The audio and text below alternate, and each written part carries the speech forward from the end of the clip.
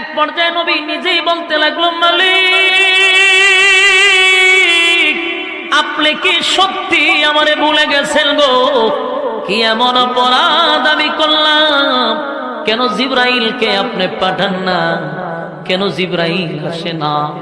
মানুষ আমার এত গালমন্দ করে, আল্লাহর পয়গম্বরের চোখ দিয়া পানি একদিন 2 দিন নয় 15 দিন পর্যন্ত পানি ঝরতে ছিল। কান্নায় রাসূল কান্নায় ভেঙে পড়ল, কিন্তু আয়াত নাজিল হয় না।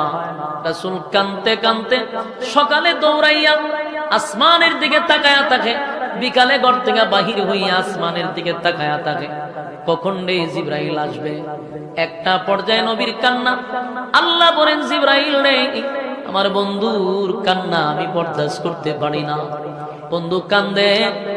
এক পর্যায়ে বন্ধু বলতে লাগলো, আমি নাকি আমার বন্ধুরে ভুলে গেছি। না জিবরাইল, আমার বন্ধুরে আমি তো ভুলি নাই, আমার বন্ধুরে আমি ভুলতে পারি না। জিবরাইল পাঠায়া দিল। কতদিন পরে? 15 দিন পরে জিবরাইল আলাইহিস সালাতু ওয়াস সালাম যখন রাসূলের সামনে হাজির হইছে, সূরা দুহা লইয়া, সুবহানাল্লাহ, এই সূরা দুহা তখন নাজিল হয়। কতদিন পরে? 15 দিন ওহী বন্ধ হওয়ার পরে যেদিন জিবরাইল আসছে রে, সূরা দুহা নিয়ে আসছে। রাসূল ছিল একটু অভিমান, জিবরাইলের প্রতি একটু রাগ। 15 দিন কান্নাকাটি করছে, যেহেতু জিবরাইল আসে না। আজকে যেহেতু জিবরাইল আসছে, পয়গম্বর বলেন, জিবরাইল রে 15 দিন কেন আসলি না? 15 দিন পর্যন্ত কেন আমার কাছে আসলি না?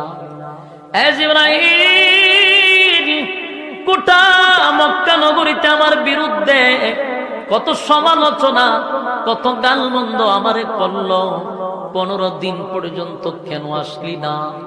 জিবরাইলের প্রতি নবী একটু রাগ দেখাইলো, অভিমান করলো। জিবরাইল কয়, হুজুর আমি আসতে চাই, আমার মালিক আসতে দেয় না। আমি তো আসতে চাই গো নবী, কিন্তু আমার মালিক যে আমারে আসতে দেয় না, আমার মালিক আমারে নিষেধ করছে না আসার জন্য, তাই তো আমি আসতে পারি না। আল্লাহর পয়গম্বর কান্দে আর বলে, এ জিবরাইল, কেন রে? আমার মালিক তোমারে আসতে দেয় না? আমার মালিক কি সত্যি আমার প্রতি রাগ করছে? আমার মালিক কি আমার প্রতি অভিমান করছে?